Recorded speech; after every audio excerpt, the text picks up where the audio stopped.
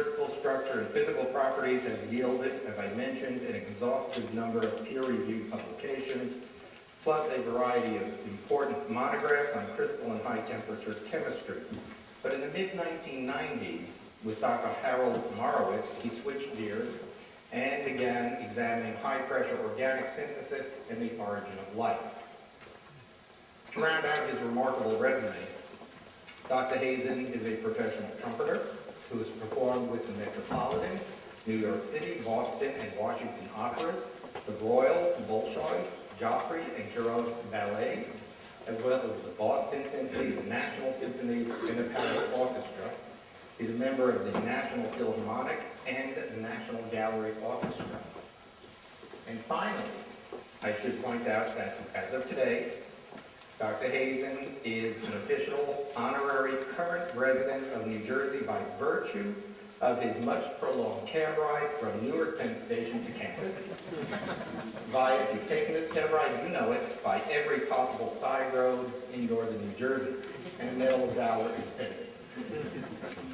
Tonight, Dr. Hazen will present a lecture based on his 2005 book, Genesis, The Scientific Quest for Life's Origin. I should note now, he's also agreed to accept questions at the end of his seminar, so take notes. It is indeed my great pleasure to introduce Dr. Robert Hazen.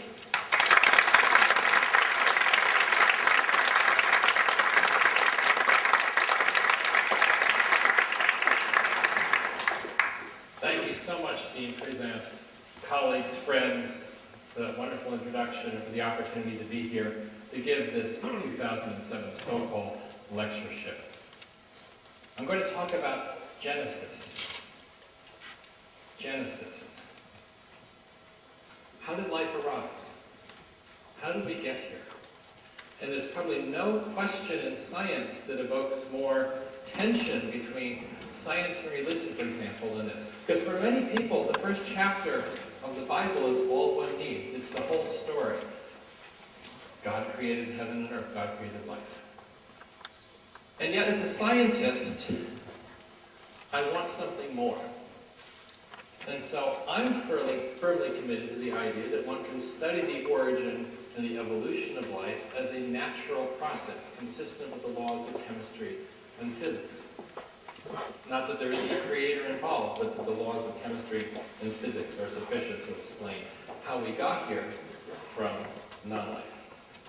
So, tonight I'm going to talk about a process called chemical evolution. Chemical evolution is simply the idea that life arose by a natural process, a process of what I will describe as emergent complexity, from the simplicity of a geochemical world to the complexity of a biochemical world. It's completely consistent with natural laws, and this predicts that life began as a series of chemical steps, which is what I'm going to describe this evening. But as you all know, there are alternative ideas, in particular intelligent design. The people who advocate intelligent design would say that life is irreducibly complex, and what they mean by that is that life requires hundreds or thousands of interconnected chemical reactions, every one of which is essential. If one of those fails, life fails. And how can anything that complex and that intertwined have arisen through a natural process from rocks and oceans and atmosphere? And therefore, a designer, a supernatural designer, must have formed it. The hypothesis requires a combination, therefore, of supernatural as well as natural processes. Well, is intelligent design science? Is it something that I should even consider or talk about? And in one very narrow way, intelligent design does make predictions that are testable, but they're negative predictions. An intelligent design person would say that no natural process could lead from simplicity to the complexity of the human eye, or simplicity of the prebiotic world to the flagellum of a bacteria which powers the bacteria, or even just the first single cell.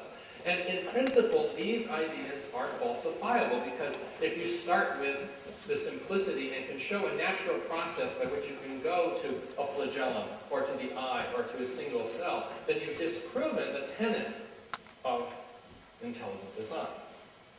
But in another sense, intelligent design is not science because it's based on a supernatural process.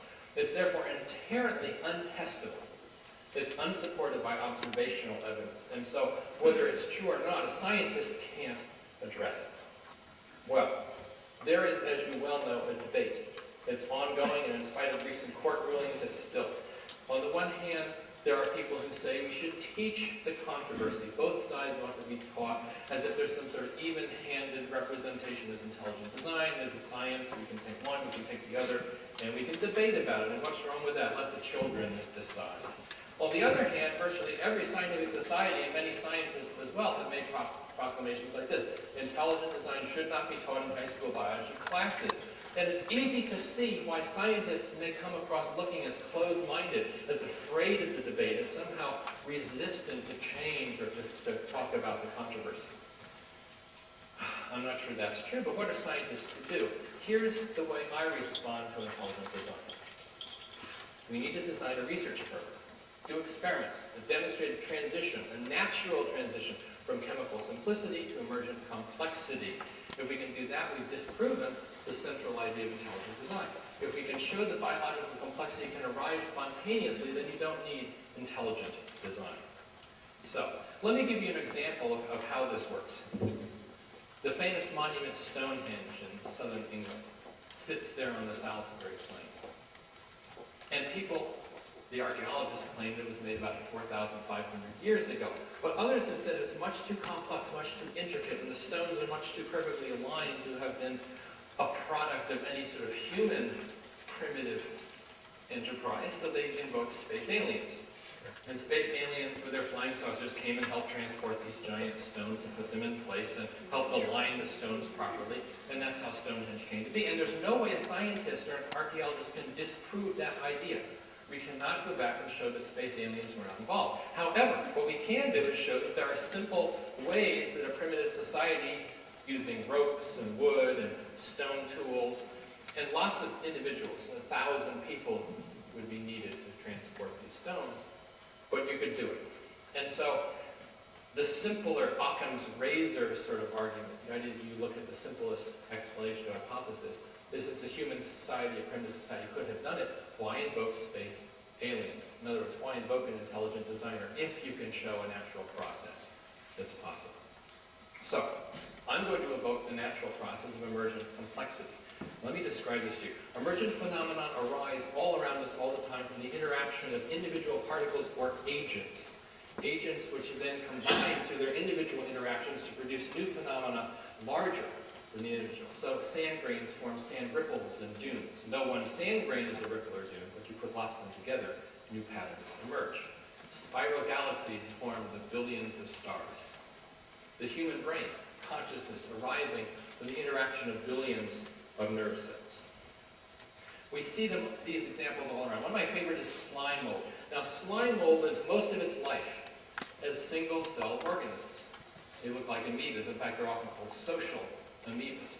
And what they do is, under the right conditions of temperature or humidity, they'll send out signals, chemical signals, and those chemical signals will attract other cells, each cell just reacting to its own environment. And they'll start clumping together. And then these cells actually crawl across the forest floor. And if you want to laugh, this is a good time, because this is probably the funniest thing that's going to be in this entire talk. But there's the amoebas, and they come together, they form these amazing stalk-like structures. Remember, these are formed of individual cells that are just responding to local environments, but new spores come out the top of those stalks, and a new generation of social amoebas, slime mold, is born. That's emergent behavior. Emergence of consciousness is much the same. Individual cells, neurons in your brain are linked together by connections and electrical impulses. They form a neural network, and what arises then is human consciousness. Consciousness is something that's not displayed by any one neuron. Each neuron is only responding to its local environment, and yet you have the incredible emergent property of self-awareness. Okay, so emergent phenomena are all around us, in space, at the scale of planets, at the scale of stars.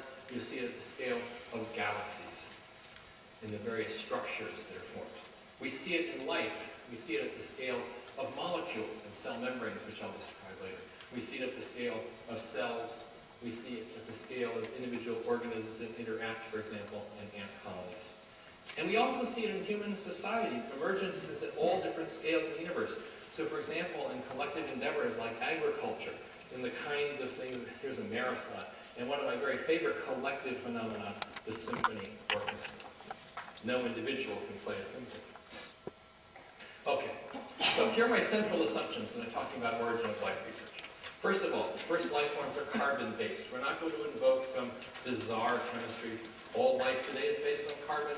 We're going to say the origin of life also is based on carbon molecules. The second, the basic raw materials of life are just the ones we have around today. Rocks and minerals, the atmosphere, and the oceans. And finally, the origin of life required a sequence of chemical steps, each one increasing the complexity, each one a new stage of emergence. And what I mean by that is we're going to look at 4 emergent steps. This is sort of for simplicity, but it gives you a sort of a framework. And it's also very important for experimentalists to be able to study a problem that you can really focus in on. And so rather than saying we're going to go from rocks to life, let's take it step by step. And each of these becomes a kind of experimental target. So the emergence of life's molecules, first of all. Second, the emergence of systems of molecules, or larger macromolecules, if you will. The third step is making copies of themselves, molecules, systems of molecules that are self-replicating. And finally, the emergence of natural selection. And according to at least NASA's definition of life, life is a self-replicating chemical system that's capable of undergoing evolution by a natural selection process. So as soon as you have a test tube with chemicals that are making copies of themselves and competing against other sorts of molecules, then you actually have a system that has those lifelike characteristics, according to NASA. That's the definition we use. So, step 1. And what I'm going to do is I'm going to go through these step 1, 2, 3, 4. You'll see that I have a lot more information in the first 2 steps than the last 2. And then I'll have a conclusion. I'm looking forward to questions. So be thinking about questions as I talk, because the dialogue is a great deal of fun when we do this. Step 1, the emergence of biomolecules. And this is really a very straightforward idea.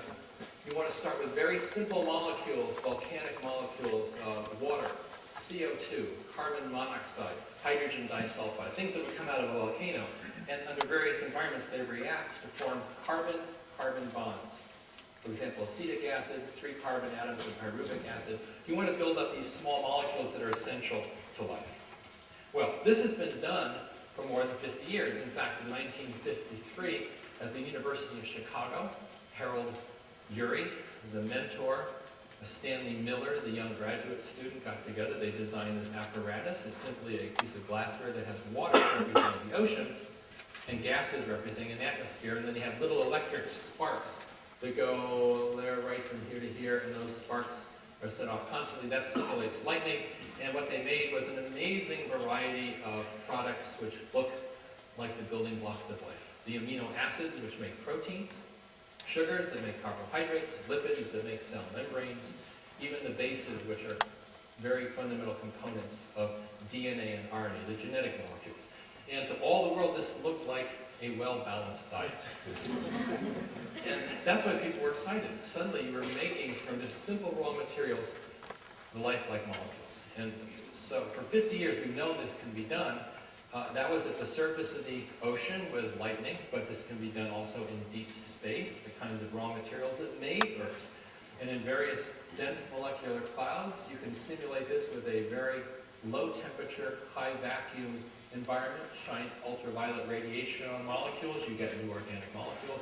My good friend Lou Alamandola down at NASA Ames Research Center, California, he does these experiments and has produced all those molecules, amino acids, sugars, and more.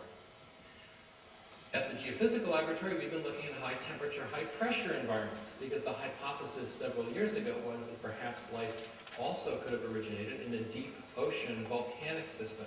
And for a whole variety of chemical reasons, there's interest in this. So, can you simulate these high temperature, high pressure environments?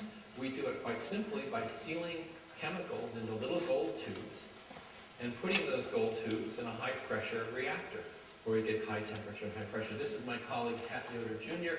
Even at the age of 75, he was coming into the laboratory every day running hundreds and hundreds of these gold tube experiments until his death a few years ago. Once you start these experiments, you really don't want to retire. You die with your boots on. And that's what Pat Yoder did. George Cody, my colleague, organic chemist, he helps us analyze the products, because when you make these little gold tubes, you make lots of organic molecules. You need an expert to help analyze those. So we have a team of people with different backgrounds and experiences. And here's what we're trying to do. We're trying to make carbon-carbon bonds. One of the simplest ways to do that is a process called Fischer Synthesis. It's the industrial process by which you make longer and longer hydrocarbons, adding a carbon and two hydrogens step by step to make a longer molecule.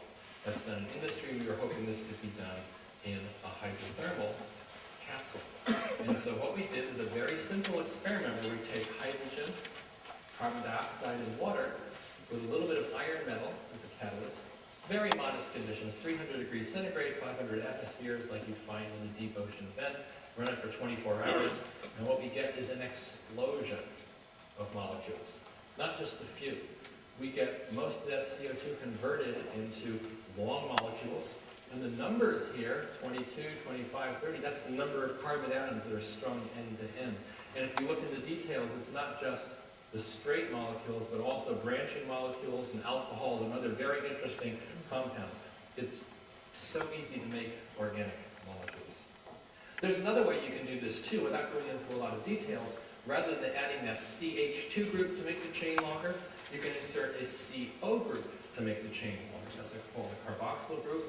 And this is a very important way of making the kinds of molecules that are used in your metabolism, and the kinds of molecules leading to sugars and other sorts of things. So it turns out you can do both of these processes, and one of the experiments that we've done is to use lots of different kinds of minerals and to see the competition between Fischer-Tropsch, which is up here in blue, and hydroformylation, which is here in red. And what you see is that some minerals, like iron sulfide, are very good at Fischer-Tropsch. Other minerals, like nickel and cobalt sulfide, are very good at hydroformylation, adding those CO groups. And so what happens in the deep sea vent is you have these molecules, carbon dioxide and other molecules coming in, and you add a CO group here, you add a CH2 there, you add a nitrogen, and add a sulfur, add different groups at different places. You make longer and longer molecules, a diversity of molecules, an explosion of molecules. In fact, what we basically can conclude from these experiments is that the prebiotic synthesis of biomolecules occurs anywhere there's energy in carbon, and it occurs with ease. And as a mineralogist, as a person who is trained in mineralogy, I'm so happy to tell you that minerals played a very important role in this. So, all those years of training in minerals paid off, at least in a little bit.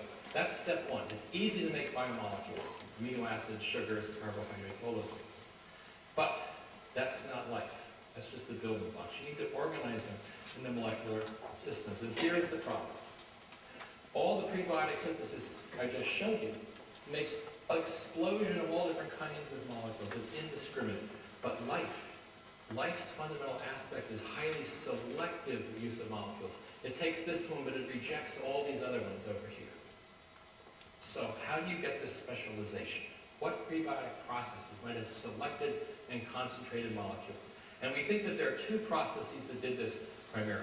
The first one is called self-organization. Molecules finding similar ones and organizing themselves just spontaneously.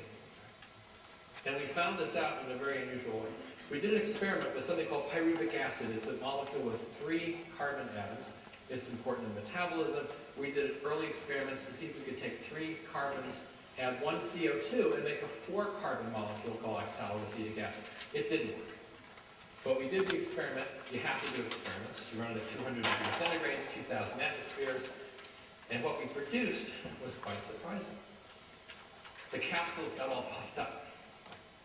And then you snip them open and go bang! Because there's a sudden release of gas. And then this oily, yellow-brown goo starts oozing and bubbling out of the capsule and foaming and stuff like that. And then you start smelling this stuff. And at low temperature, 250 degrees or so, it's sort of sweet, like molasses. But if you get up to 300 degrees to the synthesis temperature, it smells exactly like Jack Daniels. and people come by the laboratory and say, is there a party? What's going on? It's really amazing. It means you're making a lot of really interesting organic molecules because that's what you're smelling. It's something unusual. And you do what's called gas chromatography. This is basically a technique where you pass the molecules through a long column. The big molecules come through slowly. The short molecules go through quickly. Every one of these peaks is a molecule, and this hump is thousands upon thousands of different molecules. Remember, we just started with pyruvic acid, a 3-carbon molecule. We're making tens of thousands of different products here. an explosion. That's impossible. That has nothing to do with the origin of life, because life doesn't use tens of thousands of different molecules. It uses a few select ones. So how can this possibly tell us anything? Well, here's what we found out. That yellow-brown oily goo has a characteristic that my good friend David Deemer at the University of California, Santa Cruz, recognized. He said these could be self-organizing molecules, some of them, some subset. And used with him and my colleague Marilyn Fogel, who does some organic analysis of this, we said, let's put these molecules into a water solution and see what happens. And if we're lucky, maybe we'll see this process. This is a kind of molecule where one end is attracted to water, the other end is repelled by water. You put a lot of these molecules together in water, and sometimes they spontaneously organize into a bilayer, which has an inside, has an outside, in which the water is always touching the part of the molecule that likes water, and everything else is insulated from the water. And lo and behold, we put these things in the water, and these beautiful vesicles, about the size and shape of a cell, form. They have an inside, they have an outside, and they also have the added bonus that they fluoresce this beautiful green color. So that was very, very exciting. That's self-organization.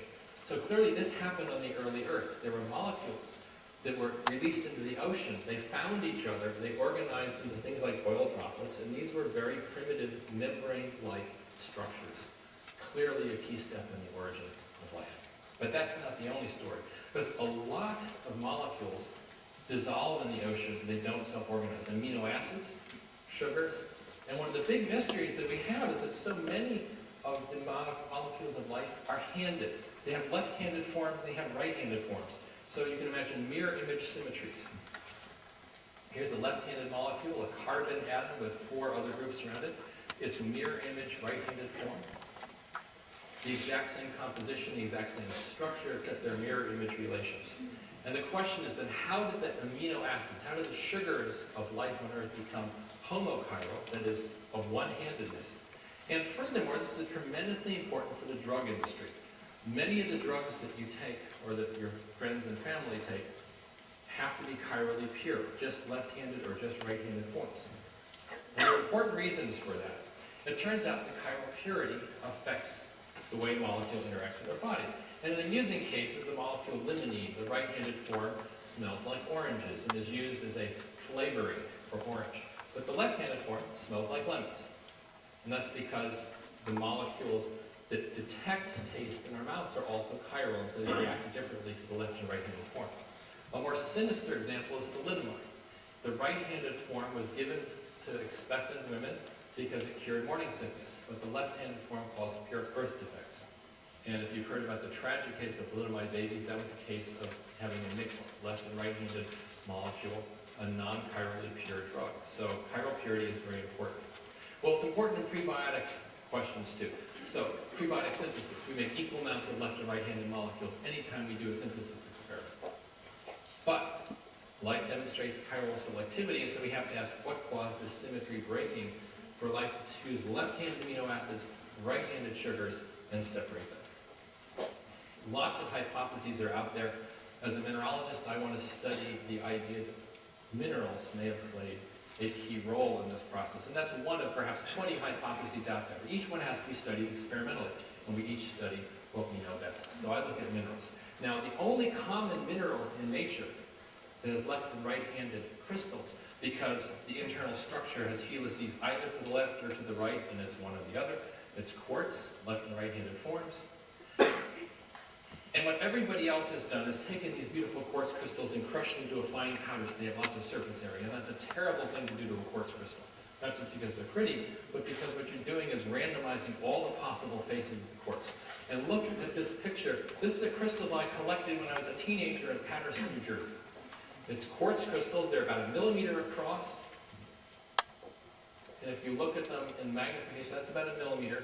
You'll see that 3 of the trigonal faces are coated with iron oxide and 3 aren't. That's because each crystal face on quartz has a different surface structure and therefore will absorb or not absorb other molecules depending on that surface structure. If you crush up the quartz crystal, you're randomizing all those effects, so you don't have a hope or prayer of determining what the mineral molecule interaction is. And furthermore, some faces might absorb left-handed while other faces absorb right-handed. And so you just can't sort out the effects. So you have to use single crystals. Well, So what I've been doing is finding large crystals, and afterwards you can come up and take a look. Here's a crystal of feldspar with the left and the right-handed face, absorbed oppositely. Here's a crystal of diopside, a common rock-forming mineral. Here's a crystal of calcite, another one of my favorites, which has left and right-handed faces. Calcite, the mineral of clam shells and snail shells and so forth. And, of course, quartz. These crystals you can find, you can go to Tucson Gem and Mineral Show and pick them up. And here's the hypothesis, which I tested and demonstrated, that if you take a crystal that has left and right-handed faces and soak that crystal, just dump it into a beaker that has a mixture of left and right-handed molecules. In some cases, the left-handed molecules will stick to one face, but the right-handed molecules will stick to another face. And therefore you have a concentration mechanism that could then lead to additional refining of that prebiotic world. There's a way of separating left and right-handed molecules. And so in conclusion, we can say that prebiotic molecules can be selected and concentrated both by self-organization, as in the case of those vesicle-forming molecules, and by mineral surface selection, as in the case of this calcite. So I think, at least in principle, we understand that there are selection processes in the early Earth that could be influenced. But that's still a long way from the origin of life, because we need a self-replicating molecular cycle. That's the third of our 4 emergent steps. The holy grail for many of us is to find a set of molecules that makes copies of itself. For example, this is a diagram which may be familiar to any of you who have taken biology of the citric acid cycle, or the Krebs cycle, or sometimes it's called the TCA cycle.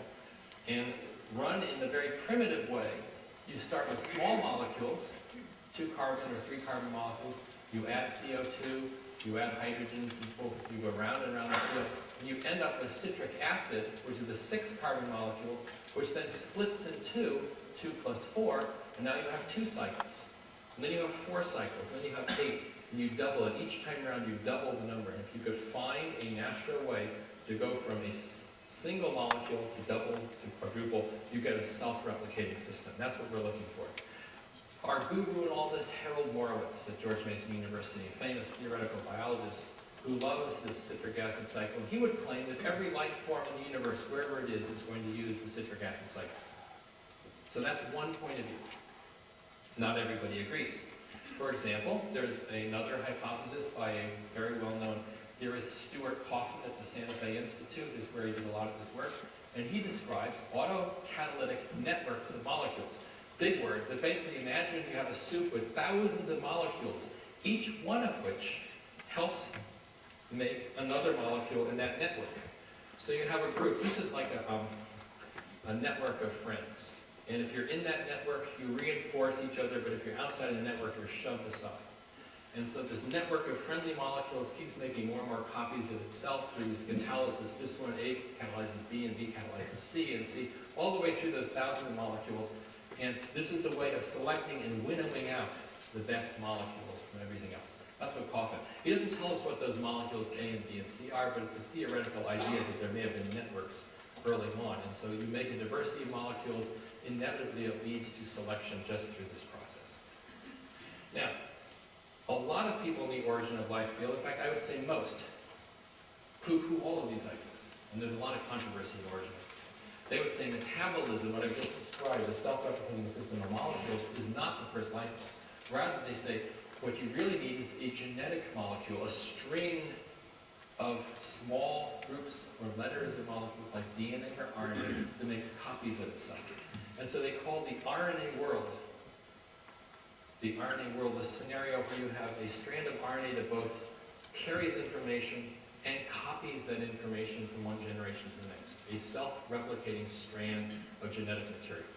And that's really what most origin of life people are in molecular biology, so naturally they look at the techniques of molecular biology.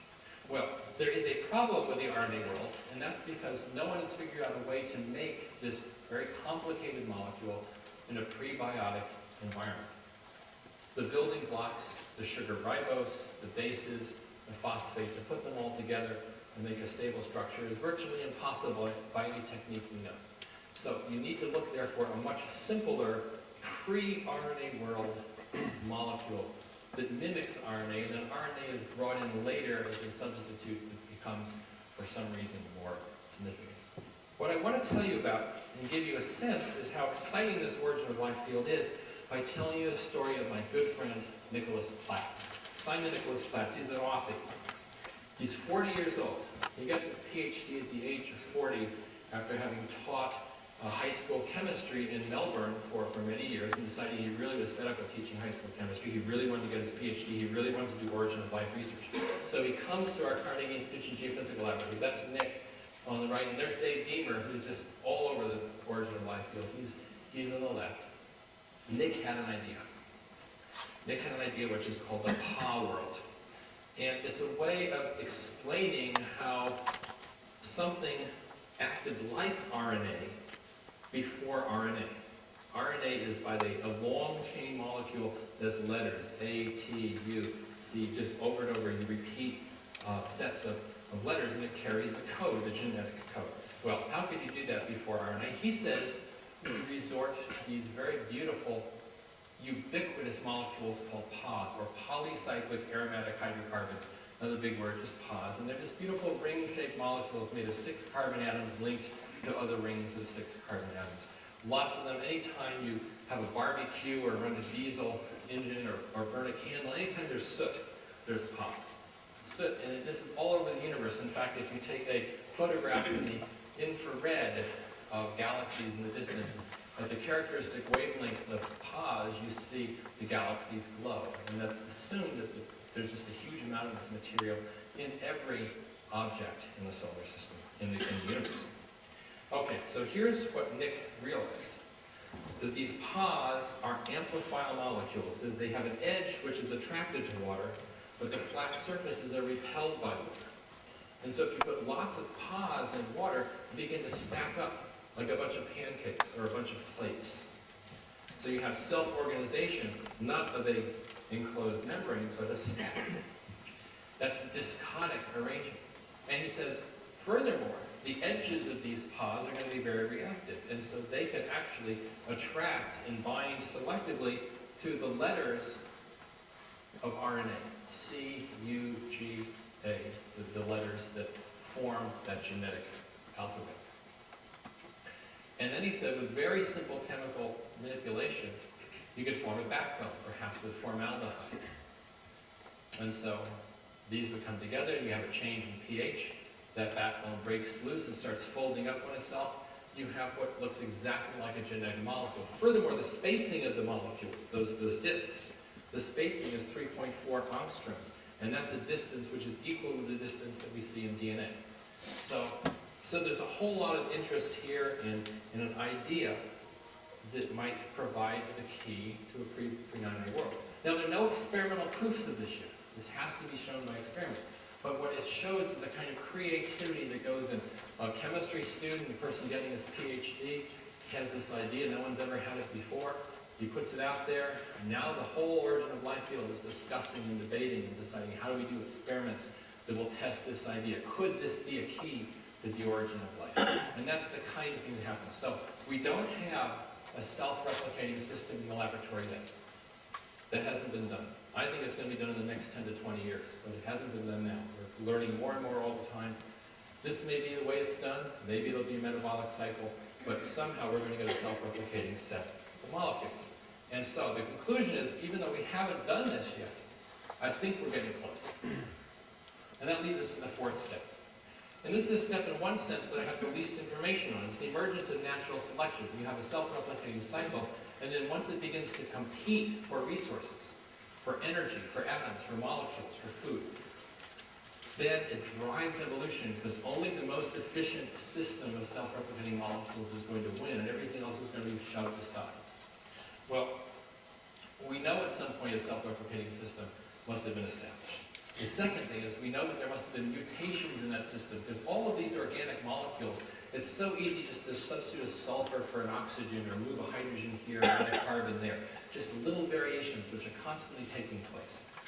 And so in such a system, not only do you get competition, but you get the variation which will drive evolution to more and more efficient solutions. It turns out this has already been done in the laboratory, showing molecular evolution. My good friend Jack Shostak at Harvard University, he basically goes in the laboratory, he has a large collection of molecules that are random, and he subjects them to a selective pressure, saying only the molecules that grab onto another molecule strongly will be saved.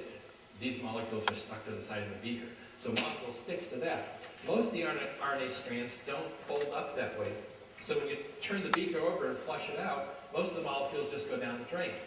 What's left are the few molecules that actually are selected to hold on to something tighter. Then you can mutate those molecules, run the whole cycle over and over again, and evolve the molecules incredibly rapidly. And what's amazing, you can take a strand that's 100 RNA letters long, and if you do the math, that's 4 to the 100th power different possible sequences. And yet time and time again, in just a very short number of cycles of evolution, you zero in on the same final solution. So it's not some random statistical thing of 4 to the 100th power. Selection drives evolution so rapidly to a correct solution. And so that's why we think once natural selection began, that life moved very rapidly towards more and more efficient states, more and more complex states, because complexity arises from competition. So our conclusions. I think the origin of life on Earth is best understood in terms of a sequence of emergent chemical events. Remember, every one of these steps adds a degree of complexity, so you go from the simplicity of the geochemical world ultimately to the complexity of the biochemical world. I have to admit, we don't know all the details. Experiments are the key. There's so much more work that has to be done. But there's no compelling evidence at this point to suggest that life's origin was anything other than a natural process.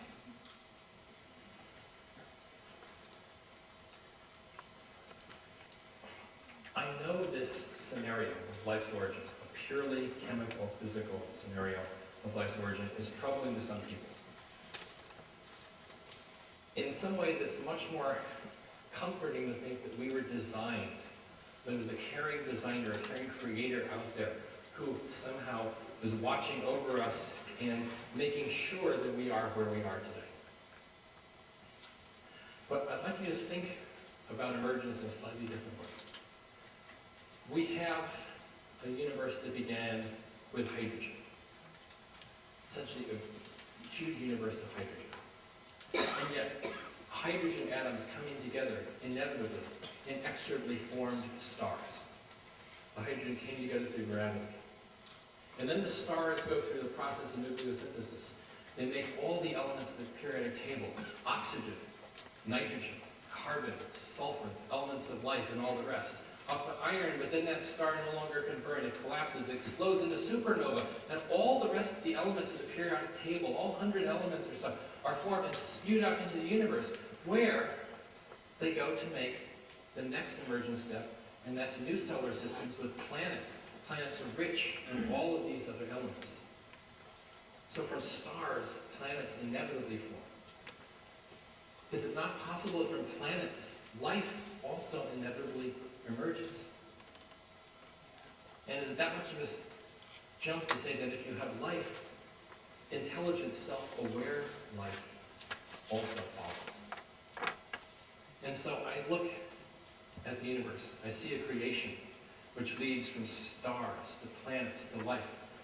And ultimately, to those of us sitting here today who can contemplate a universe that is beginning to know itself. Thank you very much for your attention.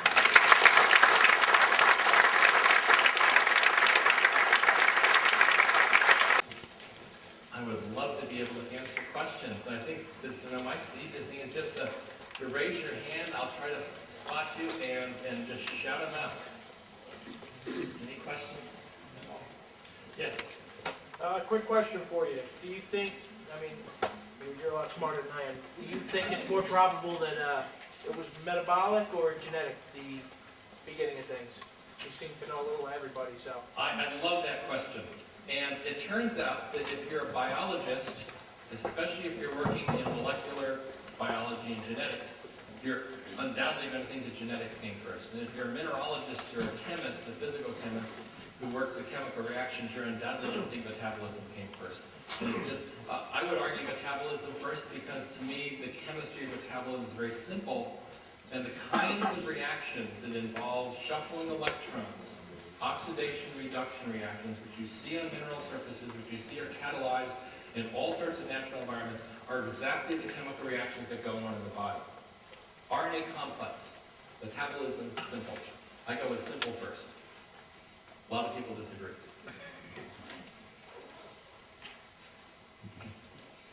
This intelligent design, Yes. just to clarify, did you say they see it as intelligent designer or intelligent designers? Intelligent designer or intelligent designers, there are probably as many different flavors as there are people in the field. A lot of them refuse to say God. They say it could be a space alien that did this. Of course, they don't say who designed the designer in that case. I won't argue, or I won't try to express that point of view. They basically leave that unsaid, and the people who say that they're doing the science of intelligent design say we don't worry about who the designer was, we just look for evidence in the natural world of design as opposed to emergent complexity. In other words, they poo-poo emergent complexity and say that, no, that can't do it. It's so obvious. And then the example they give is one that comes from 200 years ago. Paley's argument that you were walking along the woods and you found a wristwatch lying on the ground, and you look at that, you would know, without having to go through any mathematical formulation, you would just know that this was something that had to have been designed and engineered by someone. And by the same token, you look on a microscope and look at even the simplest cell, it's equally obvious that it had to be designed or engineered by someone because of its incredible complexity, vastly more complex than the most complex machine that we've ever made. There are important counter-arguments to that. There's a fallacy built into it, but nevertheless, that's the argument that they would use in a sort of a first order. But let me emphasize again, and science needs to be a little bit humble here. We can't disprove that. And even if I go into a laboratory and show step by step a set of chemical reactions that leads from geochemistry, biochemistry, there's absolutely no way that I can prove that on Earth there wasn't a creator or a designer or someone in the past. If I can't prove that, I can just say my philosophical stance is that you take the simplest explanation. But science is not here to disprove a creator, disprove God. It's simply to look at natural process, and that's all we can talk about. Other than that, we're just giving our opinion about philosophy. Yes? I was listening to your Origin of Life lectures a couple of years ago, and one of the things I remember you were talking about was, maybe that someday we'll create a computer, we'll turn on the machine, it'll have consciousness, it'll say, God, who won the game last night? And thinking just of what you were saying about intelligent design, if 100 years from now, 1,000 years from now, whatever, we design this computer, this machine, that has just as much consciousness as you and me, wouldn't that be life? I mean, what is, Here we're getting into the question about what is life and how we define life, to me, basically points out a fundamental aspect of our understanding of what is life, and that is that we are so limited right now that I think it's a false dichotomy to talk about life and non-life. Those are two extremes on what may be a very complex matrix of phenomena, chemical phenomena, self-replicating chemical systems that we really don't want to say that's alive, but in a test tube it's doing something much more complex than a normal test tube would do. A set of responses from an electronic medium, or as Phil Johnson talked about, in a self-aware internet. When you start getting enough personal computers hooked up to each other, could there not be collective phenomena in the internet that we're unaware of, or maybe someday the internet will start talking back to us? Now, very serious, I mean, this is the point raised, that a lot of times these collective phenomena can't be predicted in any simple way. And so if you have 100 million or billion PCs all hooked together, maybe there will be some collective phenomena that we're not aware of. So, but rather than saying it's alive, no, it's not alive, I think we just need to recognize there's a much richer taxonomy of states, of things that are not just it's not a crystal, it's not a dead rock, but it's not me either. It's something else. And that's part of what science does. You know, there was a time when it was animal, vegetable, or mineral, and now we realize that that's too limited a taxonomy. Does that sort of get around the question without answering it? Yes. You mentioned that the observations from deep space are that there are the light absorption that tells us that there are large complex molecules out there. So if there are, then there's a likelihood that the Earth has been impacted by extraterrestrial objects in the past. We know that may have had also large organic molecules associated with it. How does that fit in with or differ from the development of molecules here from as Earth developed itself, as opposed to a contribution from an extraterrestrial source? Yes. My friend George Cody at the Carnegie Institution is looking into this and thinks actually there's a continuum of chemical states from the Earth's surface to hydrothermal zones on Earth to what were hydrothermal zones on asteroids, which is where he thinks a lot of these deep space molecules were processed, to the high vacuum ultraviolet conditions of the interstellar medium. That some molecules, like amino acids, you form in all of those environments. Other molecules seem to be more selective. Some of the metabolites that we see in the citric acid cycle, for example, seem to form selectively in certain kinds of hydrothermal systems. So it's basically like any synthetic chemistry. You have to vary the conditions of pressure, of temperature, of pH, of the surrounding environment, and you get different reactions that are kind of idiosyncratic for those different environments. And one of the reasons I think it's important to look at all the environments is I think that they all contributed special molecules to the mix. And then on Earth they were selected. So it's very important to look at all of these environments rather than just to focus on one. In the back, I don't want to miss people in the back, yes. Given the close association between protein and DNA, how did that relationship come to be? Or are there any theories that explore that? Well, there certainly are theories, lots and lots of theories, and people have thought about it. Most people focus in on RNA first, or something like RNA, because RNA has this ability. See, in modern life, DNA carries the genetic code, so it carries the information. And proteins do the catalytic work. They foster the chemical reactions of the chemical workhorses. It turns out RNA can do both. RNA can both carry genetic information and fold up and act as a catalyst. And so if the RNA came first, then the hypothesis is that DNA and proteins sort of piggyback on one another later through some vaguely unspecified way. But there's actually a very large and growing literature about why RNA is first, the proteins, the DNA came in later to make it more efficient through competition. There's a question here. Yes, this gentleman. It's a common question. I'd like to know your point of view about it. You say everything came from essentially hydrogen. So where did the hydrogen come from? Well, the hydrogen, this is according, and I'm not an expert in the Big Bang, but according to the people, the physicists who have talked about the Big Bang, the Earth, the universe came into existence about 13.7 billion years ago. In a moment, all the mass, all the energy just came into existence. Now, that is a moment of creation. No scientist can explain at this point. It's the only way we even speculate that it happened is if you play the movement of all the galaxies backwards. All the galaxies moving away from each other now. If you play that tape backwards, they're getting closer, closer, closer, and they all come to a point at 13.7 billion years. So, if you do the modeling of that event, the first thing that comes into existence is just this incredibly condensed hot mass of energy, nothing but energy. And as it expands out, it cools. And as things cool, they tend to freeze out.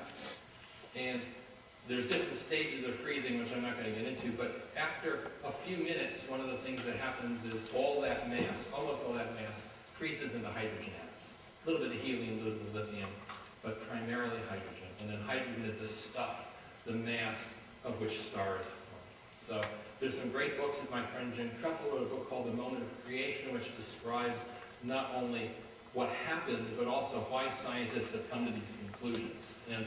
And so far, there really aren't any observational evidence that goes against that, and there's several predictions made by the Big Bang Theory that have been verified through experiments. So in science, what we do is we look at hypotheses. If they make predictions, if the predictions are verified, and there's no competing hypothesis that matches the data, then we accept that as the prevailing wisdom. And who knows, 100 years from now, they may talk about something totally different. What does seem clear, though, when you look at the spectra of the oldest stars, the most distant stars which formed in the first billion years, they are very hydrogen rich. As you look at younger and younger stars, they get increasingly rich in the other elements. And so we do know that through the history of the universe, stars have become richer and richer in carbon and oxygen and nitrogen and the elements of life. So that's. Did I miss someone over here? Oh, let me see. I wonder, I know, I mean, living at the time that I'm living in the world, we're kind of in the mix of this kind of scientific quest to explain a lot of different things. And I just wonder sometimes, so, you know, you said in 10 to 20 years, maybe we'll be able to show the self-replication in the laboratory. Does that kind of put the puzzle together for you then in terms of what you're trying to show here, and what does that mean? Are there implications from that? Where are you going from there? Do you kind of like sit back and say, now, what do I do with this information? Oh my. Yeah. No.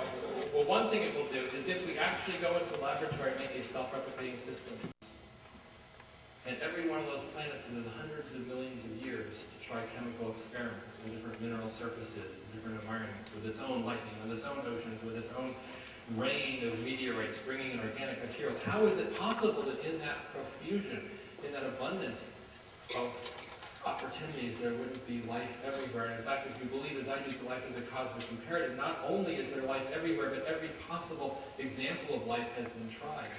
There are people on other worlds talking about the possibility of life existing on other worlds. And we talk about it. How could there not be with 10 to the 20th or 10 to the 21st Earth-like planets? Well, that's just speculation. It's not science.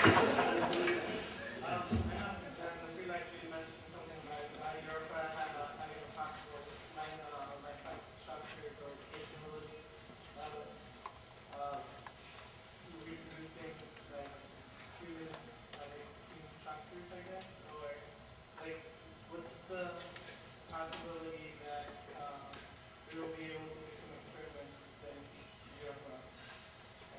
Europa, yeah. Well, I would love to see more funding go to NASA's exploration missions, so we could go to Europa, land on Europa, perhaps drill down into the ice there, or bring back samples from Mars, or put up the Planet Finder, the big telescopes that will look at other worlds. Sadly, NASA's budget for science has been drastically cut recently. The priorities are to send humans back to the moon, to set up a base on the moon, perhaps with a Mars mission in mind, but that's going to be a long time coming.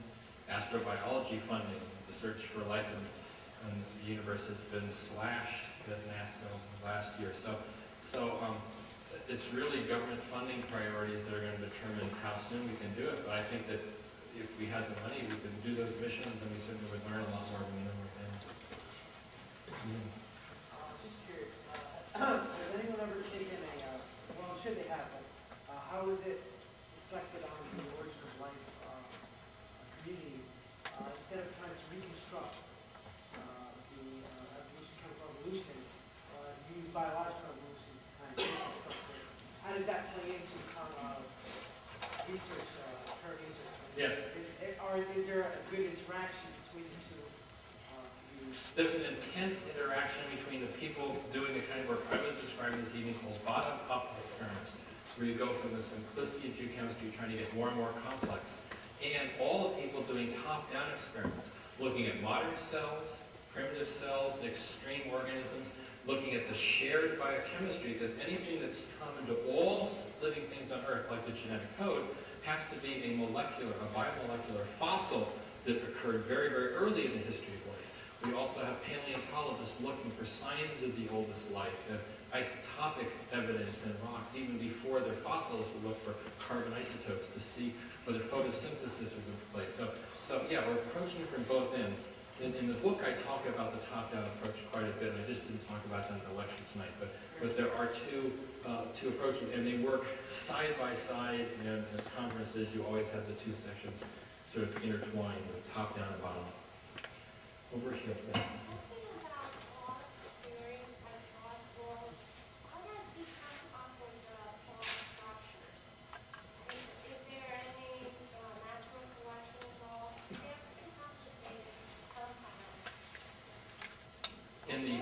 yes. That's an important technical question about the PA world. You saw all those different kinds of PAs, and those are just little PAs. There's a big ones with hundreds of interlocking sheets in there. And so one of the things that people have objected to that theory is that how in the world would you get a selection of just the right size so they make a nice stack? You have a really chaotic sort of system with big one and then the little one, and the edges would be all jagged, and so things wouldn't line up properly. And I think that's a really good objection to the hypothesis. We just don't know. If you have a mixture of PAs and you put them in the solution, they self-select. So one size has a little pancake stack, and then you have a big pancake stack next to it, or they're all mixed up together and just make a mess. And we don't know because the experiments haven't been done. So that's absolutely the kind of question. And this is how science works. And someone makes a hypothesis, and someone comes along and says, yeah, but here's the problem with the hypothesis, and then you have to go out and test it. And until the experiments are done, people are always, in science, are always going to back and say, well, it hasn't been tested, it hasn't been experimentally shown, so we have to be very cautious. In the back, yeah. Do you think it's possible that there's life forms out there on other planets that aren't carbon-based? Like I've read in scientific magazines, I don't know enough about chemistry to know if it's plausible that there might be silicone-based life, or maybe on planets where there's a different range of temperature, like life doesn't need water, it could drink a liquid type of other molecule that would be equivalent but not the same. Right. And we're looking for the wrong thing out there. Right. This is the staple of science fiction, and I was a big fan of Star Trek when I was growing up, and there's the episode about the silicates. And those are rocks that are at high temperature. There's episodes about clouds of gas that are intelligent. And there's absolutely no way that we can rule it out. We just don't know enough at this point to say no. However, we do know that the chemistry of carbon, this word is overused, but the chemistry of carbon is unique. There's no other element that does what carbon does. For one thing, from a point of view of a chemist, you can have a charge anywhere from -4 to +4, and anything in between. And so you can move up and down this oxidation reduction scheme in a very dynamic way, and there's a lot of energy associated with that, which gives organic molecules a special characteristic. Also, carbon, you could so easily take one thing off and stick something else on, and because carbon can bond to 4 different things, you can get very complex 3-dimensional structures that you can't with most other elements. So carbon really does have some unique characteristics. And so I guess what I would say is if it's anything like the physical 3-dimensional structured life that we know of, there's no other element that anyone's going to be able to come up with it that will work. Now, one possible big difference in chemistry is people talk about life in other media than water. So could you have life in ammonia, in liquid ammonia at a much colder temperature? Could you have life in ethane or methane or some other liquid hydrocarbon? And that's a very interesting possibility. We don't have those liquids in any great abundance on Earth, but it's certainly possible that on some other world, if that was the local chemistry, maybe water is not necessary. So people have been thinking about that possibility. I actually hate to do this, interrupt this wonderful set of questions. Dr. Hazen has to prepare himself psychologically for a cab ride back to New York. Give him some downtime. Can we thank him